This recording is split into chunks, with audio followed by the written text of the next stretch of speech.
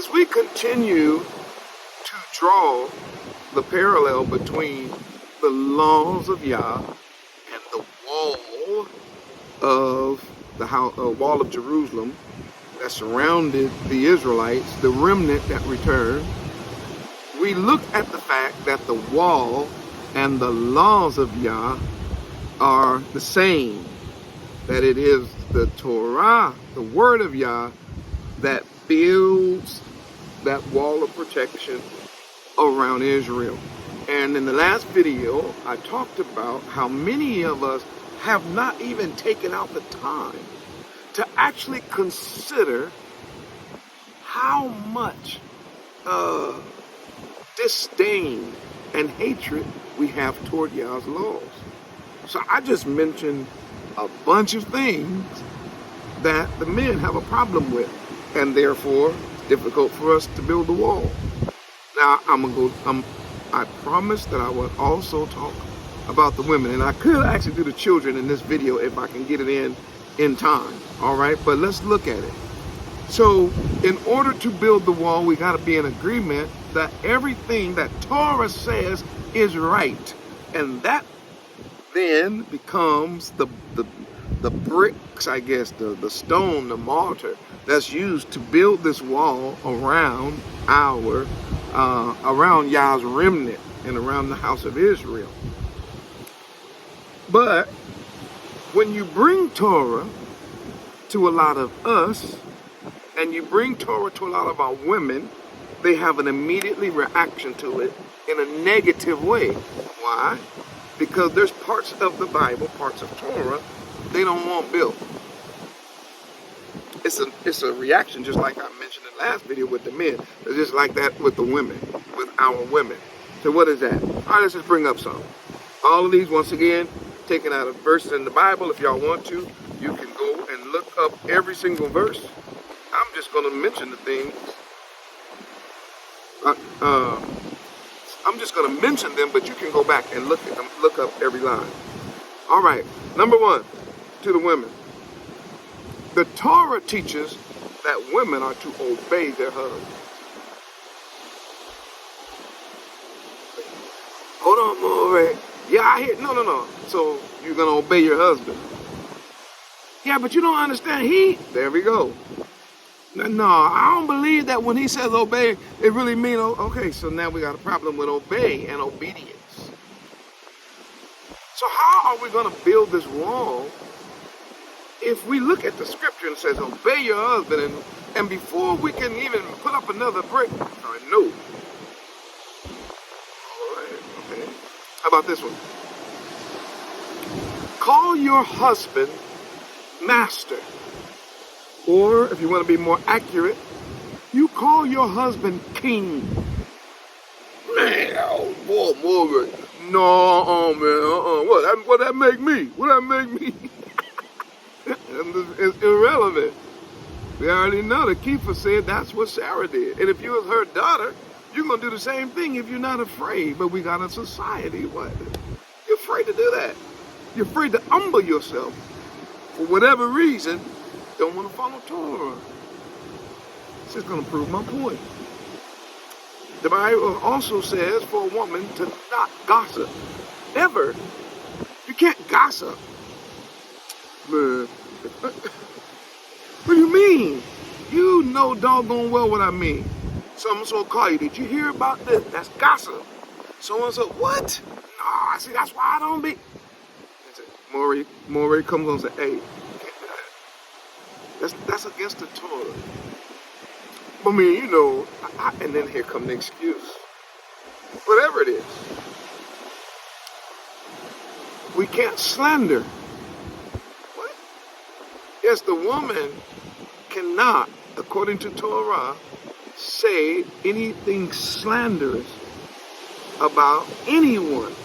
And for sure, those in the house of Israel. No negative word of slander can come out. What? I got another one. According to Torah, the women of Israel must, it's a commandment, they must stay out of other people's business.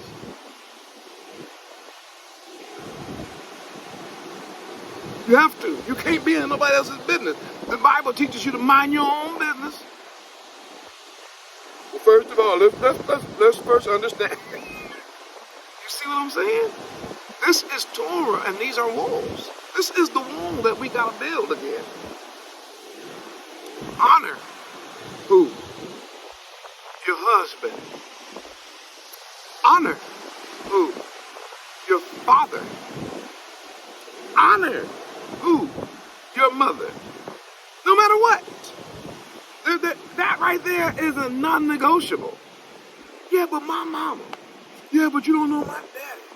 Yeah, but my husband. See? The Bible don't say, yeah, but if.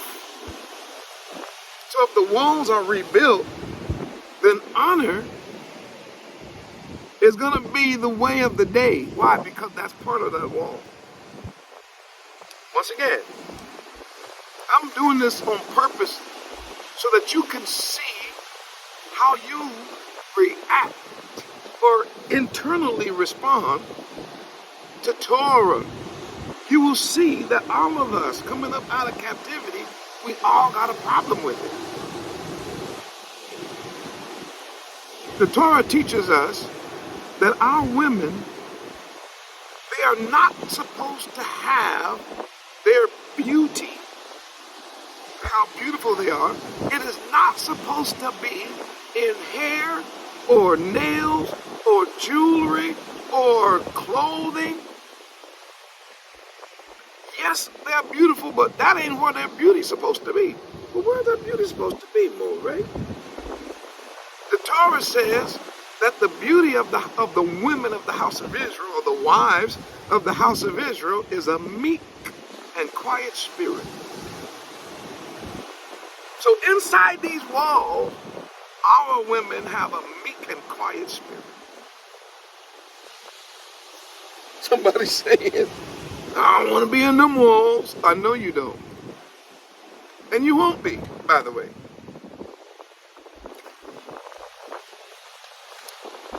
You're not in the remnant. Let's keep going. By the way, he says that a meek and a quiet spirit is in the sight of Yah a great price. So not just in the sight of men or of your husband, but in Yah's sight, it's great value. How about another Torah? That your body, when you're married, does not belong to you. Your body belongs to your husband. And likewise, his body does not belong to him. His body belongs to you. And anything that does not belong to you, you don't have the final say over it. It's not yours. Boy, wait, hold on now. Okay. Did I say that, or is that in the Bible? See how it is when we...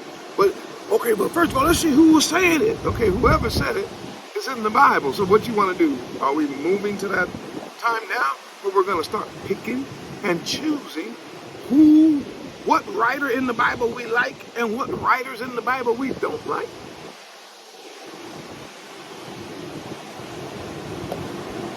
How about this one? The woman's job, the wife's job, and the woman, because even if she's widowed or elderly, she can also do this. The woman's job is, number one, is to come into the assembly to learn. The Bible says, let her learn. But it also tells us that she is to keep silent in the assembly. Now, of course, there is an interpretation to that. It literally means that she is not supposed to take over, or not supposed to be boisterous, or she's not supposed to draw attention away from the teacher to her. That is a law in Torah. Can't do that. So therefore, we are instructed that if she has questions and things, that she should ask her husband when she get home.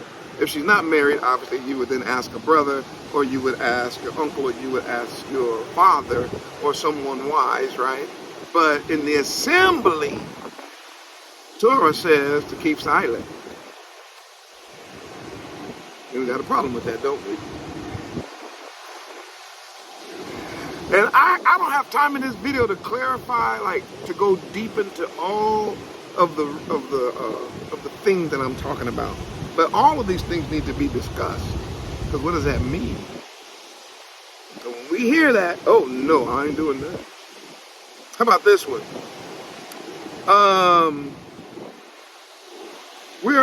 Our women are told no adultery.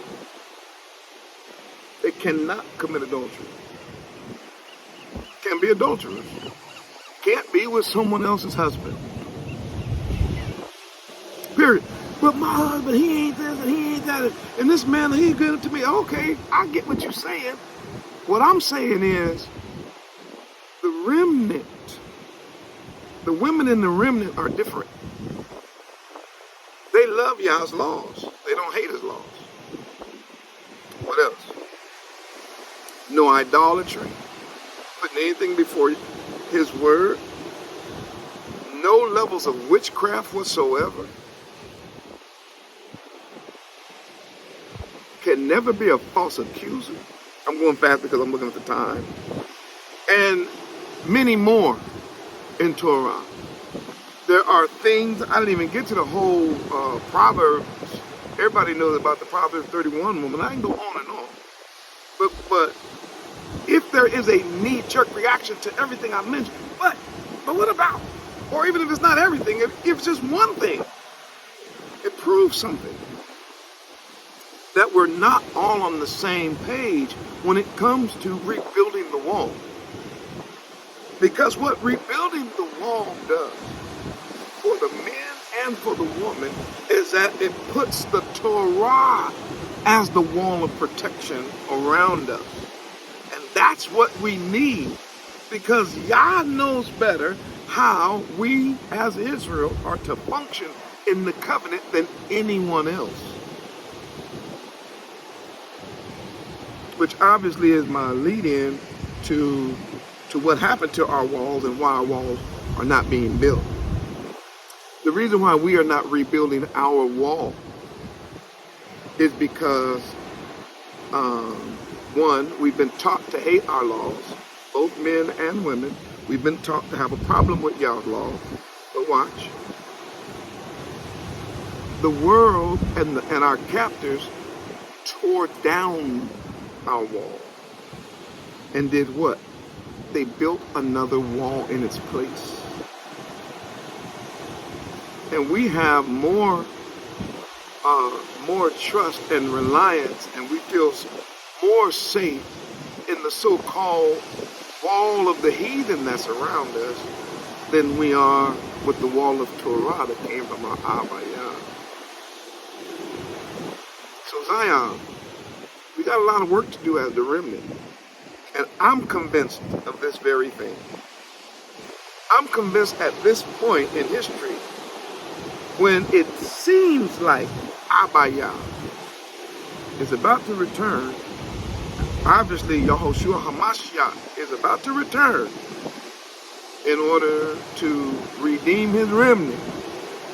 I believe that the remnant are going to love Yah's laws. They're not going to want to fight any of the things I said. They're going to go with it. They're going to be like their grandfather David. They're going to just go with the law.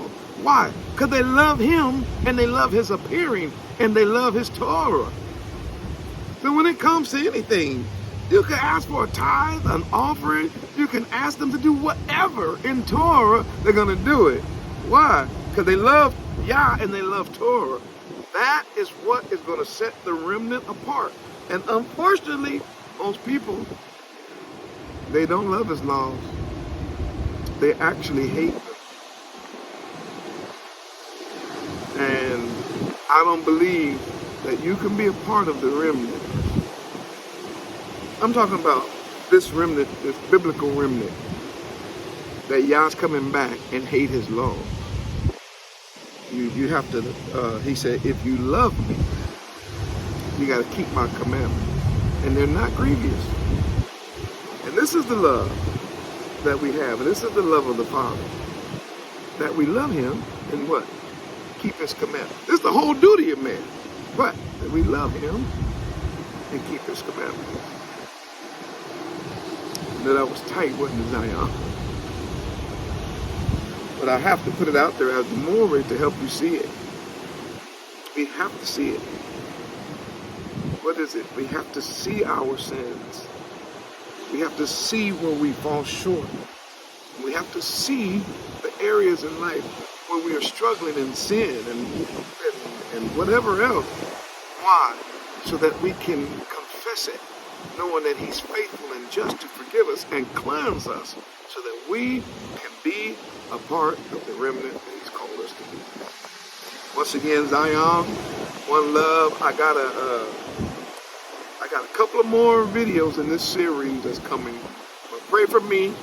I'll pray for you and continue to support the work of the art and continue to study his word.